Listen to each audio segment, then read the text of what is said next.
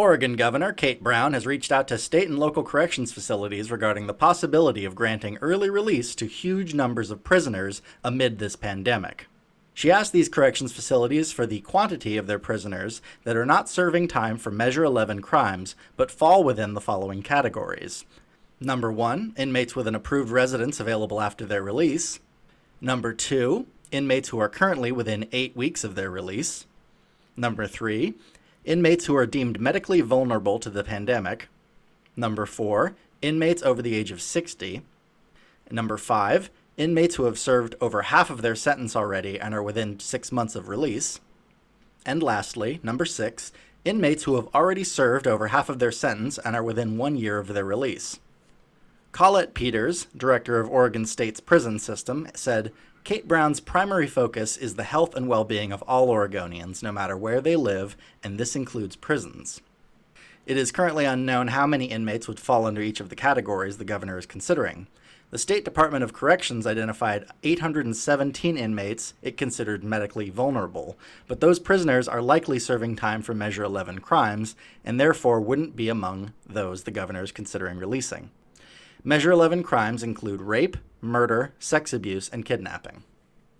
The Oregon District Attorneys Association blasted the idea of releasing offenders early, saying in a statement that we must strike a balance between public health, public safety, and justice.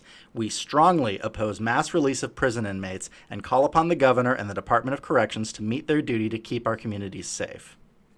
Bobbin Sin, executive director of the nonprofit Oregon Justice Resource Center, is among those who have advocated for early release.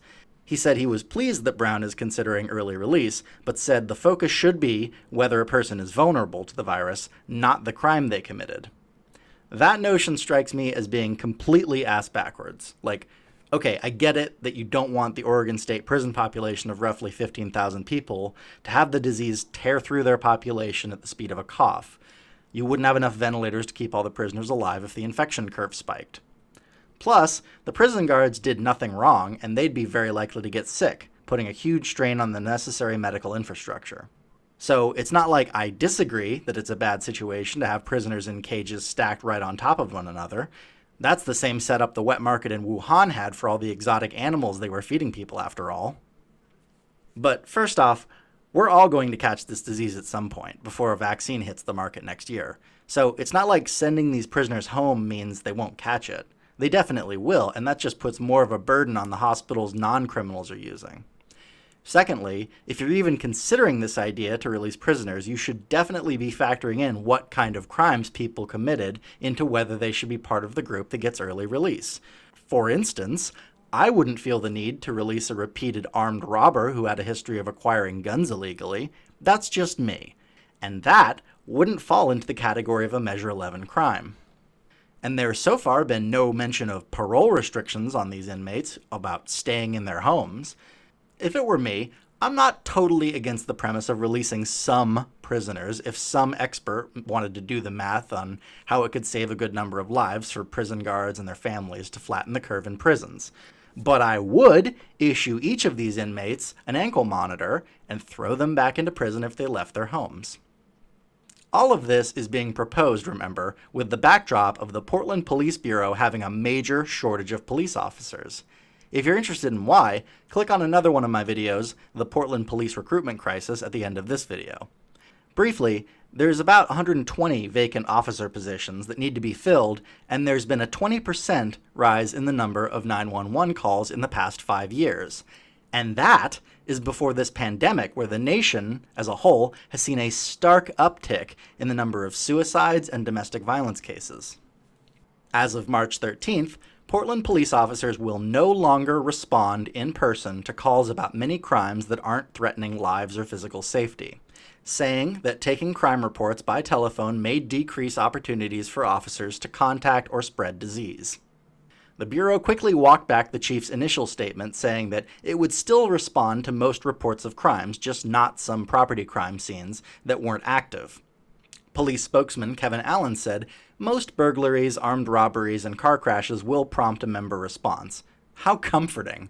Most burglaries and armed robberies. Wow. Police have also stopped staffing community events. Thankfully, the Antifa protest groups have decided not to organize since we went into a suggested citywide lockdown, but I would suspect that if/when they do protest, which they usually do without even filing for a permit letting people know, the police won't bother to show up. Thankfully, for once, Seattle's police chief actually has Portland beat in terms of lunacy. They too are completely strapped for available police to respond in person to 911 calls, but she had the lack of sense to tell her constituents to call 911 if they witness any racist name-calling. Washington State is no place for hate. Hate has no place in our community. We are here to help and will respond to investigate, she tweeted. Investigate? What the hell? The Seattle Police Department has already stopped booking anyone in King County for most misdemeanor crimes.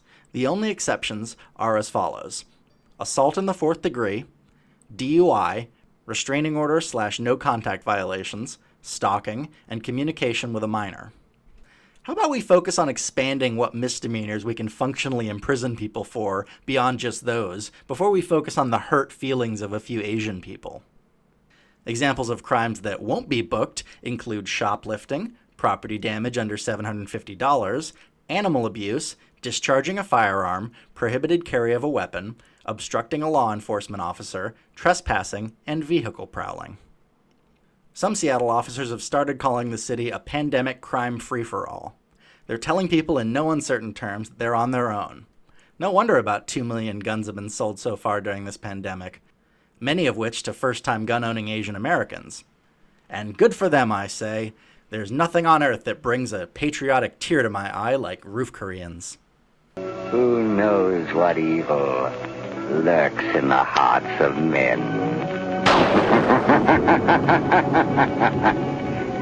The shadow knows.